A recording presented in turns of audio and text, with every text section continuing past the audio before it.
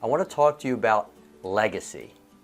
How many of you have family members that maybe fought in the Civil War, or family members where you have heirlooms in your house, maybe a piece of furniture, a picture frame with a picture of relatives and black and white pictures, all sorts of cool stuff that get passed down from generation to generation. How about royal families? They pass down how to sit, how to stand, how to walk, how to carry yourself. They take their legacies very, very seriously. Some people have legacies of businesses that were built, and they get to carry on the family name and carry on the family business. Some people have stories of how their grandparents came over on boats, and these amazing stories about the journey to leave their family as these young teenagers and head to a new world for exciting new things. Well, we also have something else and a responsibility to pass on, and that is our health legacy.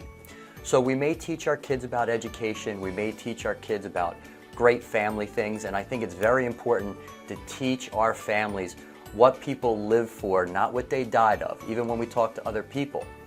And the way we do that is to talk about who these people were and what we got from them while they were living, and how those lessons have shaped our lives, and we use those lessons to shape the next life that comes along the way when our kids, our grandkids, or even our circles of influence.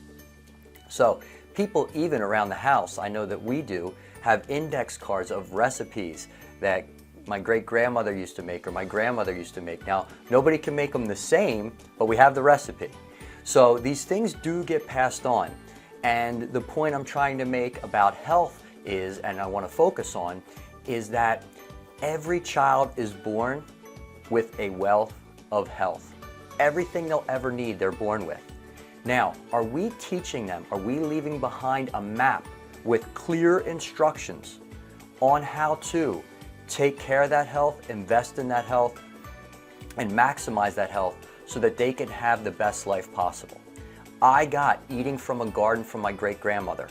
I got exercise from my mother and father. I am adding brain, nervous system, and spine health because that is what controls function of the body. And because I didn't have that area of my life addressed, I was breaking down my spine just with exercise and nutrition.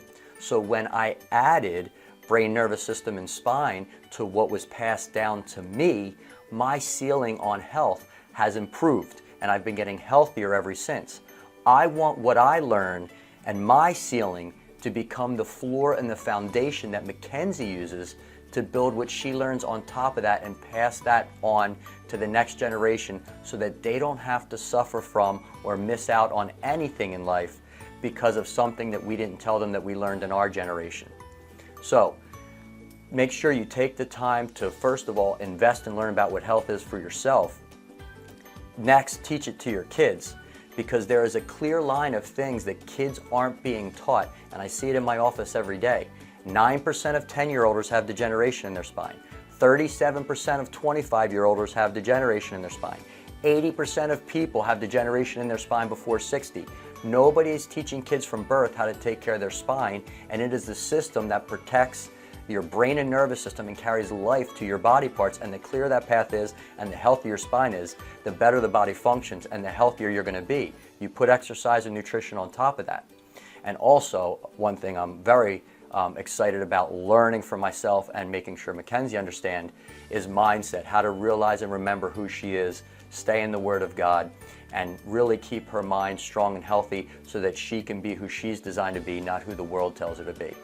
AskDrFresh@gmail.com, and I'll answer any questions you have.